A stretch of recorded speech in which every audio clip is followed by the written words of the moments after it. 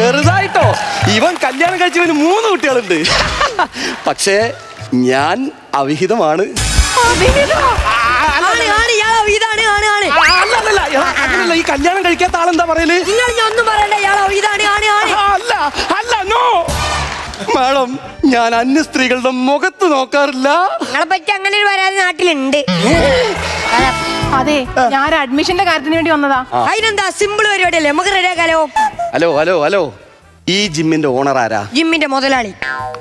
അതെ, ആ ജിമ്മിന്റെ ആ മുതലാളി ആരാണ്? ജിമ്മിന്റെ ഓണർ. എന്നാലും ജിന്റെ പേര് പറയില്ല. അതെ, ഞാൻ ഈ ജിമ്മിലെ ട്രെയിനർ മാത്രല്ല, ഇതിന്റെ ഓണറും കൂടിയാണ്. അപ്പൊ ഇവിടെ അഡ്മിഷന്റെ കാര്യങ്ങളൊക്കെ ഞാനാണ് ചെയ്യുന്നത്. ഓക്കെ, ബൈ ദ വൈ, നീ പോയി ഒരു ജ്യൂസ് വാങ്ങി വന്നേ. ഞാനോ? അല്ല പിന്നെ ഞാൻ പോവോ? എടാ പോയി ജ്യൂസ് വാങ്ങി വേണം മാഡത്തിന്. പോ.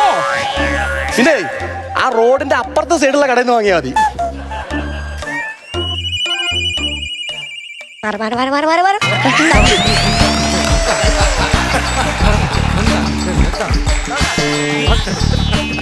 നിങ്ങളെന്താ നോക്കണേ? അല്ല, എനക്ക് ചിറകിട്ടോ നോക്കിയതാ. ഇജ്ജ് പറന്നാണോ പോയി ഇങ്ങോട്ട് വന്നത്?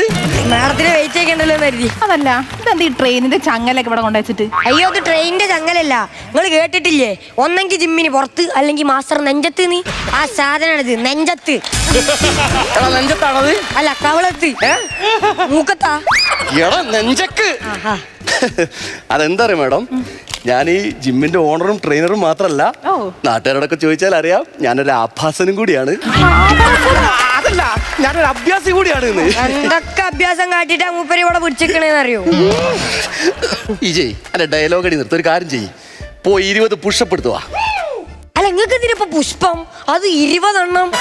പുഷ്പം എടുത്ത് വരാനാണോ ഞാൻ പറഞ്ഞത്? 20 പുഷപ്പ് അടിക്കുന്നു. പോ. പുഷപ്പ് കണ്ടുപിടിച്ചാണൊക്കെ എന്റെ കൈ കിട്ടിയാല്. ഇന്നെ ഭയങ്കര പേടിയാ. ഇതൊന്നും ഇങ്ങോട്ട് തിരിഞ്ഞിക്കണേ, അങ്ങോട്ട് തിരിഞ്ഞിക്കണ. പിന്നെ ഞാൻ പേര് ചോദിക്കാൻ മറന്നുപോയി.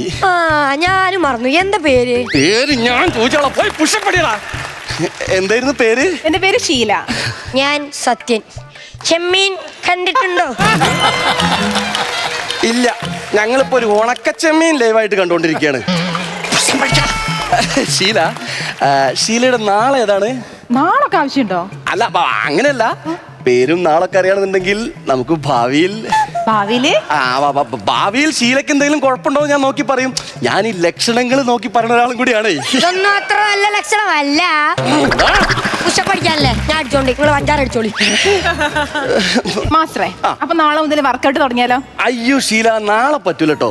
അതെന്താ വെച്ചിട്ടുണ്ടെങ്കിൽ എനിക്ക് രാവിലെ വില്ലേജ് ഓഫീസ് വരെ ഒന്ന് പോകണം. 1-2 കാര്യങ്ങൾ സാധിക്കാണ്ട്. അല്ല, നിങ്ങൾ 1-2 സാധിക്കാൻ വില്ലേജ് ഓഫീസിലേക്ക് പോവല്? 1-2 അല്ല, 1-2 കാര്യങ്ങൾ.